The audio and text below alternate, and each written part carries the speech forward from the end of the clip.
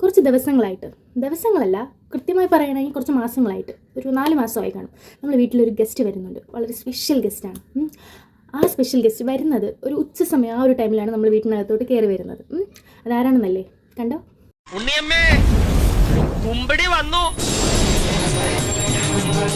ഇതിനെന്തിനാ special guest എന്ന് വിളിക്കുന്നത്? എല്ലാവർക്കും അറിയാവുന്നല്ലേ? അങ്ങനെ ചിന്തിക്കും. പക്ഷേ സ്പെഷ്യൽ എന്ന് പറയാൻ കാരണം എന്താ? ഒരേ സമയം ഇതിനെ വരവേൽക്കുകയും ചെയ്യും, കുറച്ച് നേരം കഴിയുമ്പോൾ ഇതിനെ ആട്ടിപ്പായിക്കുകയും ചെയ്യും. അതുകൊണ്ടാണ് സ്പെഷ്യൽ ഗസ്റ്റ് എന്ന് പറഞ്ഞത്. എൻ്റെ അമ്മൂമ്മ മരിച്ചിട്ട് ഇപ്പോൾ ഒരു 4 മാസം ആയി കാണും. അതിനുശേഷമാണ് നമ്മൾ ഈ പുള്ളിക്കാരി കൂടുതൽ ശ്രദ്ധിക്കാൻ തുടങ്ങി. അതുവരെ നമ്മൾ ചുറ്റുപാട് ഇങ്ങനെ പറന്നൊക്കെ നടക്കുന്നു. ആര് ശ്രദ്ധിക്കാൻ? ഈ മരിച്ച ആത്മാക്കൾ കാക്കകളുടെ രൂപത്തിൽ വരുന്നു എന്ന് ചിലർ വിശ്വസിക്കും. അത് ഇപ്പോഴും ചിലർ വിശ്വസിക്കുന്നുണ്ട്. അവരുടെ മനസ്സിലൊരു സമാധാനം കിട്ടുന്ന ആ ഒരു വിശ്വാസമാണോ അതങ്ങനെ തന്നെ പൊയ്ക്കോട്ടെ, ആരും മാറ്റണ്ട. അപ്പോൾ ഈ കാക്ക മുമ്പും ചിലപ്പോൾ നമ്മുടെ വീട്ടിൻ്റെ പടിക്കലൊക്കെ വന്ന് നിന്നതാണ്. പക്ഷെ നമ്മൾ ആ സമയം ഒന്നും ശ്രദ്ധിക്കാതെ നമ്മൾ ആട്ടിപ്പായിച്ചു. പക്ഷേ ഇതിന് ശേഷം നമ്മൾ ശ്രദ്ധിക്കാൻ തുടങ്ങി. കാക്ക വരുമ്പോൾ അമ്മുമ്മയാണ് എന്ന് മനസ്സിൽ പറഞ്ഞ് പഠിപ്പിക്കാൻ തുടങ്ങി. അപ്പോൾ നമ്മൾ ഉണ്ടാക്കുന്ന ഫുഡ്, അതിപ്പോൾ സദ്യ ആണെങ്കിൽ നമ്മൾ ഇലയിൽ കൊടുക്കും. അല്ലാതെ എന്തായാലും നമുക്ക് ചുമ്മാ ഒരു മുന്തിരിങ്ങ കഴിച്ചുകൊണ്ടിരുന്നാൽ പോലും അതിട്ട് കൊടുക്കുമ്പോൾ അതും കഴിച്ചിട്ട് അങ്ങ് പോകും. അപ്പം പയ്യെ നമ്മൾ കൊടുത്തു തുടങ്ങുമ്പോൾ അതിങ്ങനെ നമ്മൾ പടിയിലേക്ക് ഒരു പടി കയറി നമ്മളെ വീട്ടിൽ വരുന്നു. ചിലപ്പം ഇതായിരിക്കും നടക്കുന്നത്. പക്ഷേ അവരവരുടെ വിശ്വാസങ്ങൾ തെറ്റിക്കാൻ നിൽക്കേണ്ട.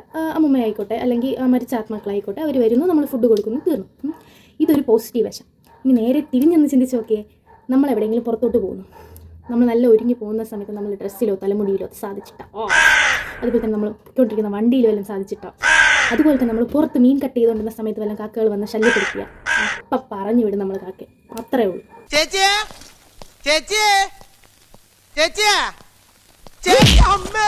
പറഞ്ഞു കൊടുക്കുന്ന കഥ ആലോചിച്ച് നോക്കും. കൂടത്തിൽ കല്ലിട്ട് വെള്ളം എടുക്കുന്ന കാക്ക, അപ്പം തട്ടിപ്പറിച്ചുകൊണ്ട് പോണ കാക്ക, അങ്ങനെ പല കഥകളാണ് കാക്കയെക്കുറിച്ച് പറയുന്നത്. വൃത്തിയുള്ള കാക്ക, പക്ഷികളിൽ ഏറ്റവും വൃത്തിയുള്ളതാണ് കാക്ക, അങ്ങനെ പല കഥകളുണ്ട്. പിന്നെ എന്തുകൊണ്ട് ഈ കാക്കയ്ക്ക് വിലയില്ല? നിങ്ങൾ ആരെങ്കിലും ചിന്തിച്ചിട്ടുണ്ടോ? സിനിമാ പാട്ടുകൾ ആലോചിച്ചു. അവിടെയും തമ്പുരാട്ടി എന്നാണ് പറയുന്നത്. പ്രൈഡ് ആയിട്ടാണ് നമ്മൾ കാക്കയെ കാണുന്നത്. ഒന്നും വേണ്ട, നമ്മൾ ബാല്യകാലത്ത് കാണുന്ന കാർട്ടൂണുകളില്ലേ,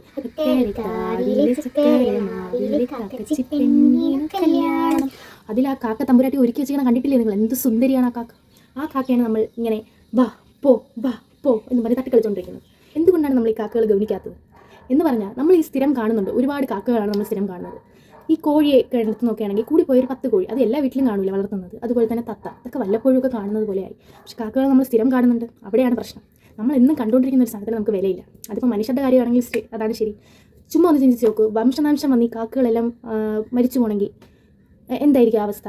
നമ്മൾ മനുഷ്യരുടെ കാര്യം എടുത്ത് നോക്കിയാലും അതാണ് സംഭവം. അതായത് നമ്മളെ കണ്ണുള്ളപ്പോൾ കണ്ണിൻ്റെ വില അറിയില്ല എന്ന് പറയില്ലേ, അതുപോലെ നമ്മളുള്ളപ്പോൾ നമ്മൾ വില അറിയില്ല, ഇല്ലാത്തപ്പോൾ അതിൻ്റെ വില അറിയും. ഓക്കെ, അപ്പോൾ ഇത്രയേ ഉള്ളൂ. നമ്മൾ കാക്കകളെ കുറിച്ചുള്ള നമ്മുടെ മനോഭാവം മാറ്റിയെടുക്കേണ്ടിയിരിക്കുന്നു. ഒന്നുമില്ലെങ്കിൽ നമ്മുടെ നാടിൻ്റെ ജില്ല പക്ഷിയില്ലേ ഈ കാക്ക എന്ന് പറയുന്നത്. സോ അത്രയേ ഉള്ളൂ. ഇത്രയും എൻ്റെ ഗസ്റ്റിനെ കുറിച്ച് എനിക്ക് പറയാനുള്ളൂ. വളരെ നല്ലൊരു ഗസ്റ്റാണ്.